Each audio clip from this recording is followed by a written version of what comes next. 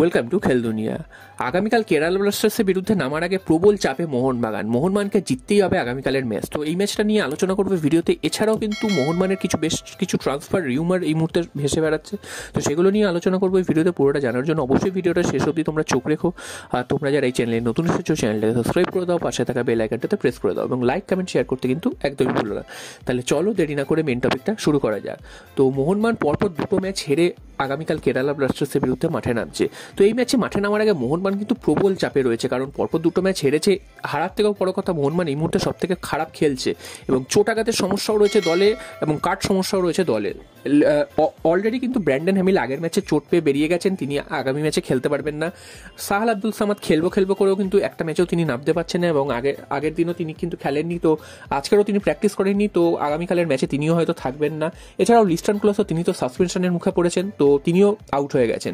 এবার প্রশ্ন হচ্ছে তাহলে মোহনবাগানের ফার্স্ট 11 কি হতে পারে? তো গোলে অবশ্যই বিশাল কায়েত থাকবে, তিনি ছাড়া কোনো অপশন নেই। এর আগে আমরা দেখেছি যে 3 ম্যান ডিফেন্সে গিয়ে কিন্তু মোহনবাগান বারবার ভুগেছে, আগের ম্যাচেও ভুগেছে এবং তার ফলস্বরূপ 4 গোল খেয়েছে।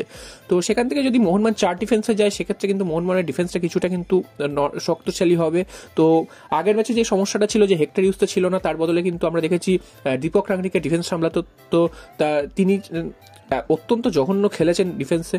তো কালকের ম্যাচটা যদি মোহনবাগান 4 ডিফেন্সে যায়, সেক্ষেত্রে কিন্তু এরকম ডিফেন্স লাইন আপ হতে পারে। হেক্টর ইউস্তার সাথে কিন্তু সুমিত রাঠিকে জুড়ে দেওয়া হতে পারে এবং বাঁ দিকে সুভাশিস বোস থাকবে, ডান দিকে থাকবেন আশিস রায়। তিনি কিন্তু কাট সমস্যা কাটিয়ে ফিরে আসছেন আগামীকালের ম্যাচে।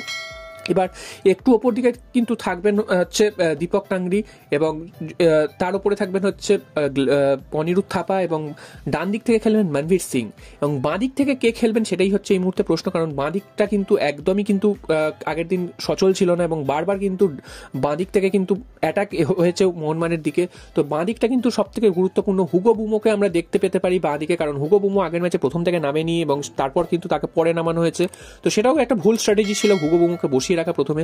তো আগামীকালের ম্যাচে হুগো বুমোকে কিন্তু আমরা বাঁ দিক থেকে অপারেট করতে দেখতে পারি এবং ওপর দিকে থাকবেন একজন বিদেশিকেই কালকে হয়তো নামাবেন, জেসন কামিংস বা আর্মান্দো সাদিকুর মধ্যে কেউ একজন স্টার্ট করবেন, একজন কিন্তু ভারতীয় প্লেয়ার থাকবেন, সেটা সুয়েল ভাট হতে পারে বা কিয়ার নাসিরি হতে পারে এবং একটু নিচ থেকে খেলবেন দিমিত্রি পেটাটস। তো এই হচ্ছে আগামীকালের ফার্স্ট 11, প্রবাবল ফার্স্ট 11 এইরকম হতে পারে। তো এই দলটা যদি মোহনবাগান নামায়, সেক্ষেত্রে কিন্তু কিছুটা লড়াই করতে পারবে।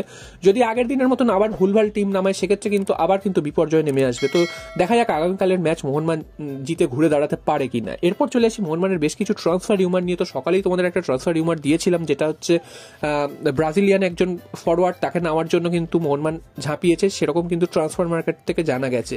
তো সেটা ট্রান্সফার রিউমারের পর্যায়ে রয়েছে, এখনো কিন্তু সেটার কিন্তু কোনো এগোয়নি।